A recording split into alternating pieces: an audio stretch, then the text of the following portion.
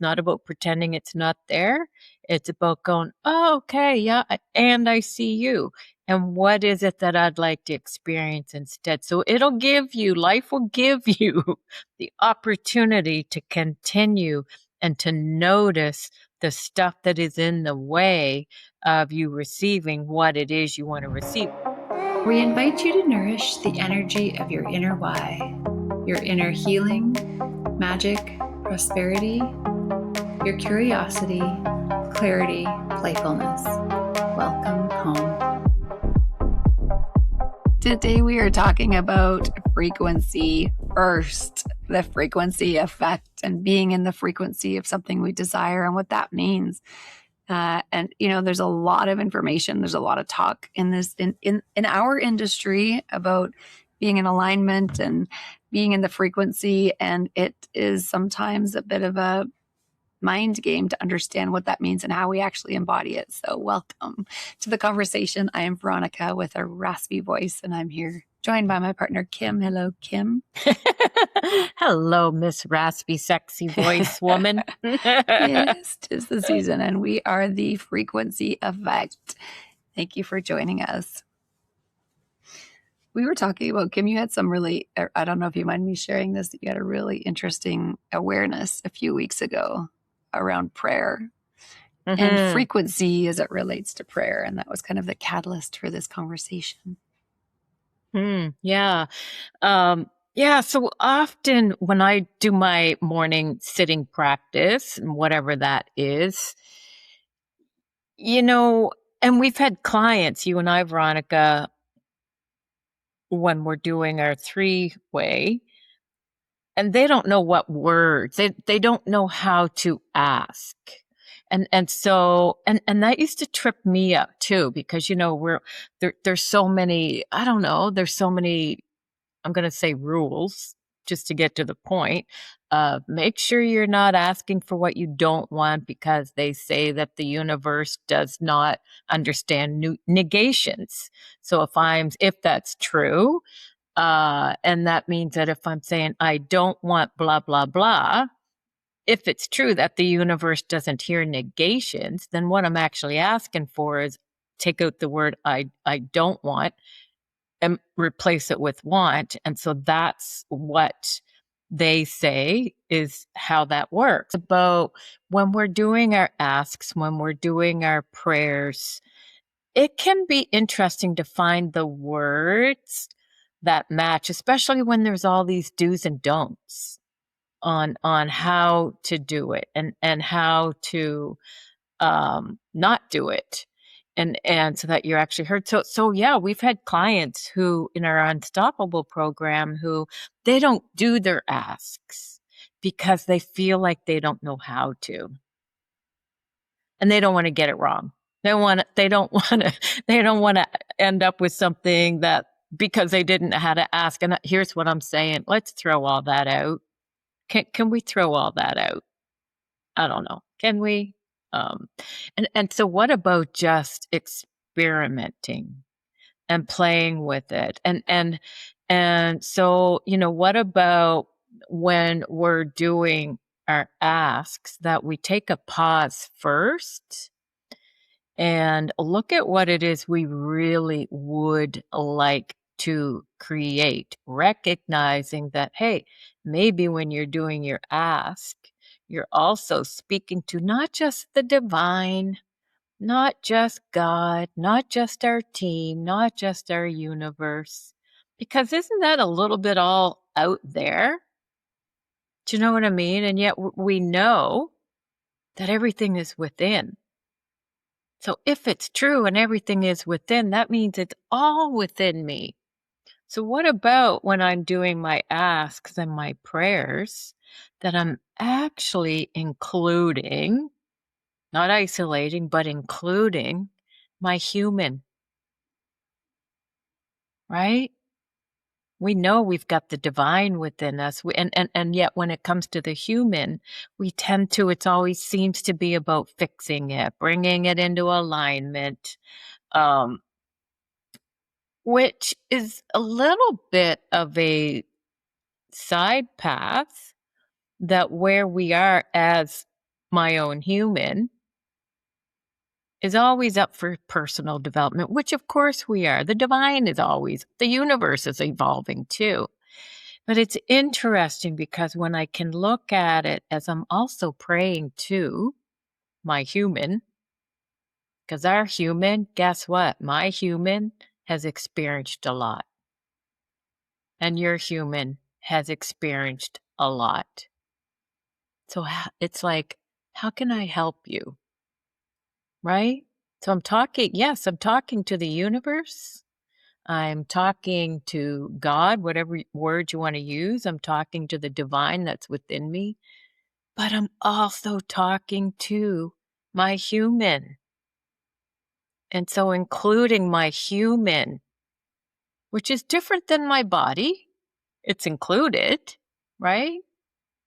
But also my human and all the experiences, instead of always just looking at how I can better my human, how I can do more personal development for my human.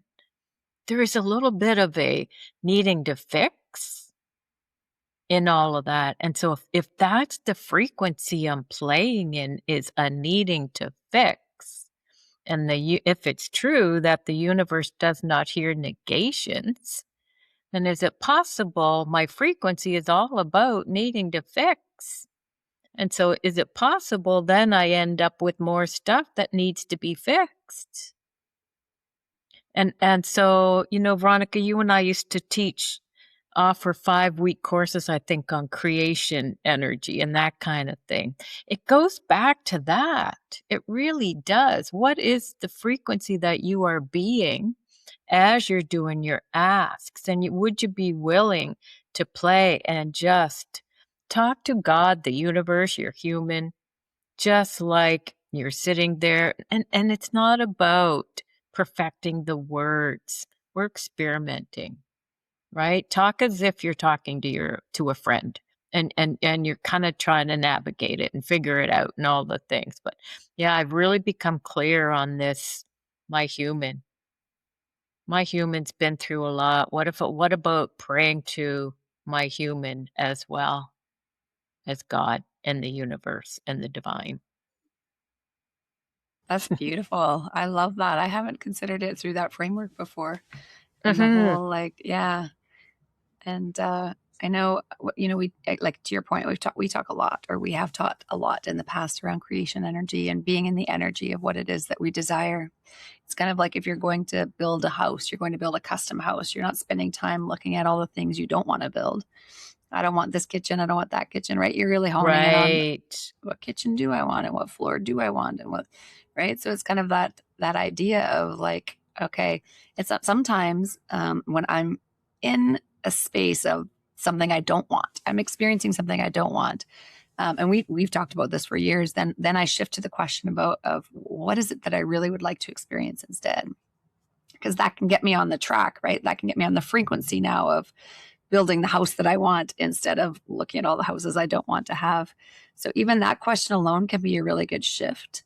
So sometimes we cycle a lot, we circle a lot in the muck of what it is we do not want to experience, because that's what's right in our face. But when we can even just ask a simple question like that, it's like, okay, if I could have anything, if I could have, like, what lights my heart up, what would make me happy here, and then get clarity on that, and then start to think about that and contemplate that and percolate on that. Then that really, we don't have to think about all the rules now. We just take one simple question and it shifts the frequency. I know one of our mentors, Melanie Ann Lair, she talks a lot about the difference between being in the energy of need versus desire. And she talks a lot about how when you're in the energy of need, which is when you think about prayer for a lot of folks, it's like, I need this. God, please give me this. Please, please, please help me. And you're in that frequency of need. And when you think about it from a frequency perspective, you're looking at the house you don't want to build. You're in the frequency of, this is what I don't want, so please help me get out of it. But when you shift from the frequency of need to the frequency, she calls it the frequency of desire. I might even use a different word myself, but into what it is that is in alignment with your heart and your truth of what you truly wish to be experiencing, then now you're in the frequency of that. The frequency of need creates lack. So it's perpetuating more of that. You ask the question of what is it that I truly wish to experience? You shift into the frequency of that. And now you're in this conversation with God, the universe, Mother Nature, of the co-creation of what you desire versus the pleading and the needing for what you want fixed. Mm-hmm. Yeah, 100%. And also, you know what? Also the human part too, right? Because it can be the human part that trips us up as well. And so including our human part. And yeah, I love that question. Thank you for bringing it up. The question of like when we're stuck in the rabbit hole of what isn't working, how do we shift frequencies? Well, that question really pot. So the first part is noticing you're in the rabbit hole. And when we notice we're in the rabbit hole, that actually takes the hamster that's on the wheel that just keeps going round and round and round and round and round and round and round, and it's on a loop and just keep creating that over and over and over. But as soon as we have that pause, it's like the hamster's no longer creating the wheel, right? And we're the hamster on the wheel. We're the one making it go round and round.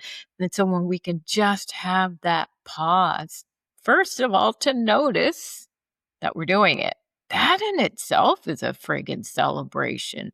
Okay, I'm noticing. So now we're creating that witness. So we see it, we're aware of it. We don't really change anything unless we're aware of it. That's the first step, is becoming aware of it. And then when we're aware of it, it's not beating ourselves up because we did that again.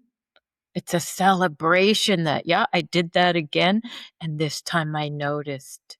All of a sudden, it's like the hamster on the wheel goes, what? Right? What? What? What just happened? Right? And so first step is noticing. Celebrate that you've noticed.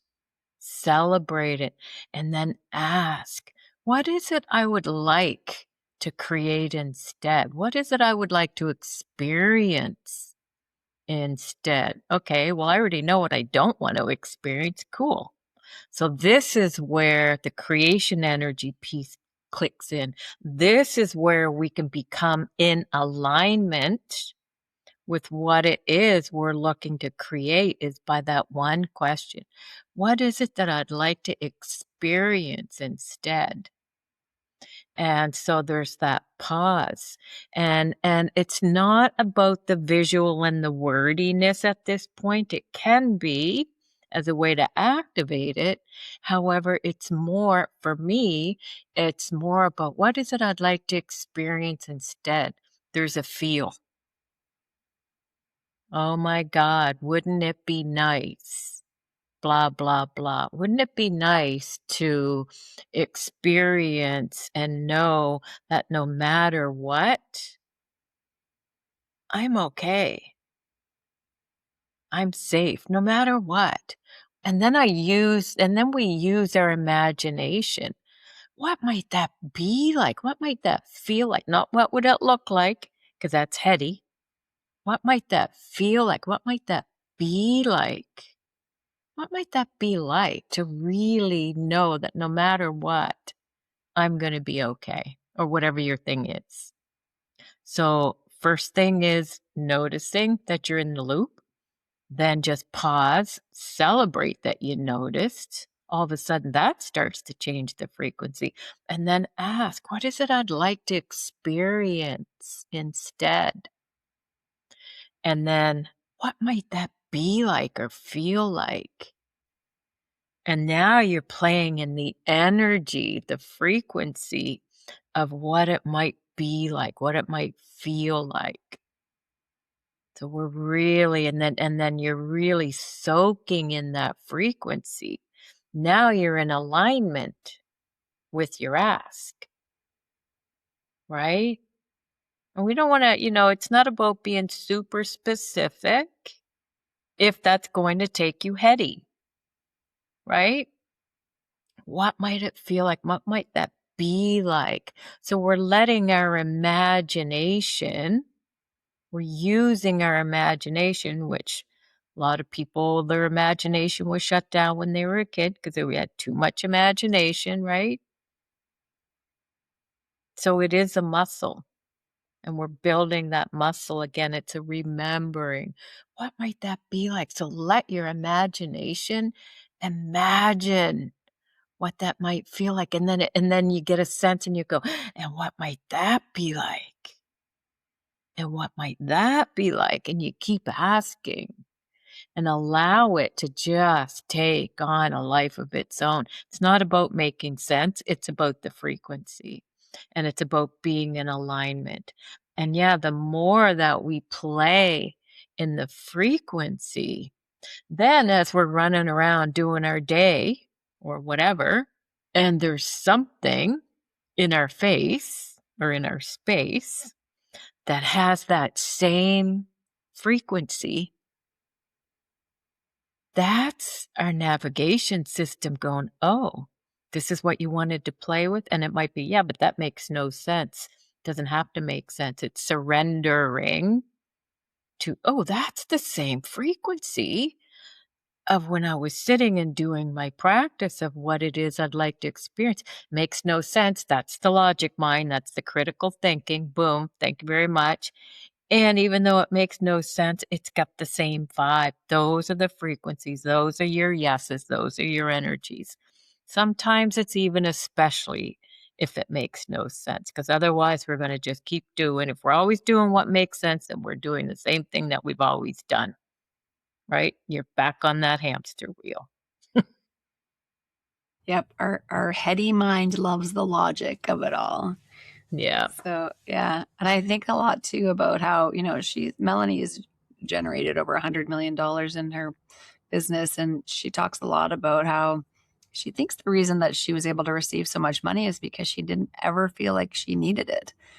Right? She was never in a state of needing money. Like she got to a place where she's like, okay, she didn't think she'd have it. So she kind of let go of that need and it unlocked something within her.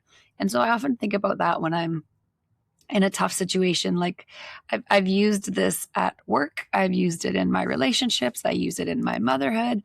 So at work, for example, I've had teams that are toxic and it's like really frustrating to come in and people are not behaving the way you want them to.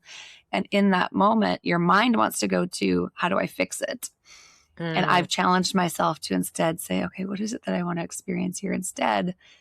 And when I ask that question, I go into, oh, I have harmonious teams and they are supportive of each other and they're showing up and they're engaged and they're happy.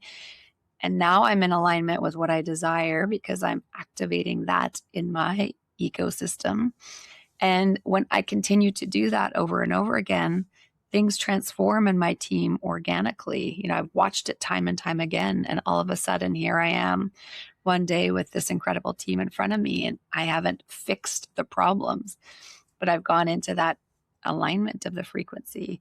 I do it in my marriage where I'm like so frustrated and I'm like, I don't understand how he's thinking something one way and I see it so differently. And I just want to teach him and I want to show him how he's wrong. And instead I pause and I think, okay, well, what is it that I want to experience? Okay, I want a loving, harmonious marriage. I want, support and care and all the things. And I go into that energy instead of trying to fix him and teach him and put him in his place. And things starts to transform for us, right? So, but it's tough. It's tough when you're in the thick of something really heavy. So that's why we always talk about walking around in the world, practicing these tools as you go with the lighter things, like the simpler things, because then when the heavy things come, then you've practiced it. And now it's like, okay, I'm going to try this on for something heavy because I've been playing with it with lighter things. yeah. And it's not a one off. Right. It's not a one off. It's not like, well, jeepers, last month I sat and I did my frequency work, my inner work, and it hasn't shown up. Right. And so it's a practice. It is a practice. And as you said, start off with the smaller things, right? So that you're building that muscle again. You're building that muscle, and like any muscle, when you get to the gym in the beginning, it's painful and it doesn't seem like it's working. And as you continue to practice and commit, because you're really committing to you. You're committing to you and your life. When you go to the gym, you're committing to you and your life, your body, whatever, right? And so it is a practice. It really is. And so often what can also happen is the stuff that's been in your way of being in alignment with your ask can start to show up, because it's like, okay, yay. Oh man, I'm really feeling it. I'm being it. I'm loving it. Here it is. And then all of a sudden, the stuff that a lot of it will just fall away because it's no longer there. It just, because this guy here, for those just listening and no audio, it's like, for those higher frequencies, it will literally melt a lot of that other stuff. But then there's going to be some stuff that is going to challenge that. That's part of it. That's just part of it. And again, what do you do when the stuff that's been in the way of you receiving how it is you want to be in the world and what it is you would like to experience instead? When that other stuff comes up, it's not about pretending it's not there. It's about going, oh, okay, yeah, and I see you. And what is it that I'd like to experience instead? So life will give you the opportunity to continue and to notice the stuff that is in the way of you receiving what it is you want to receive. And doesn't mean your practice isn't working when that stuff shows up. The opposite. It's showing up because you are choosing a different frequency. And so the other stuff that you haven't let go of yet, like I said, a lot of it will just melt. We don't even need to put words to what it is or what is it that just left. Doesn't matter. It's no longer there. But the other stuff will show up as a way of saying, yeah, look at you. You've gone from this level to whoop, that level.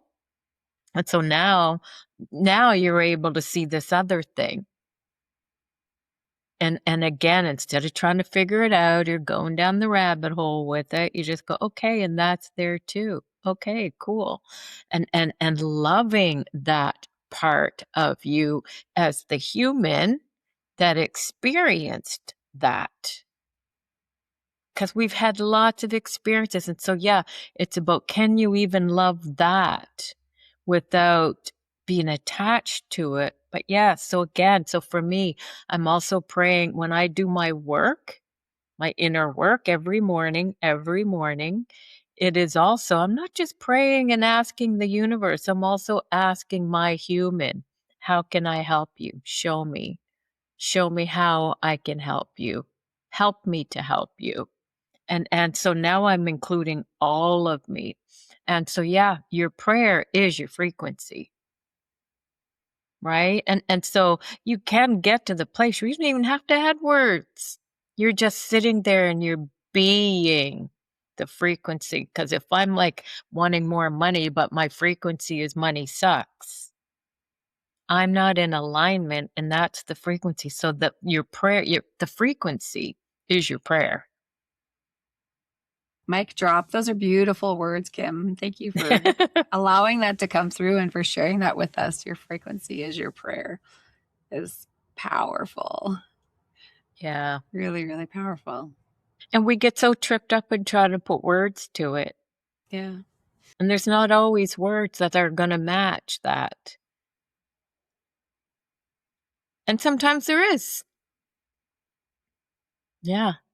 But don't get tripped up on the words. Just do it. Do it anyway. Experiment, like you said, right?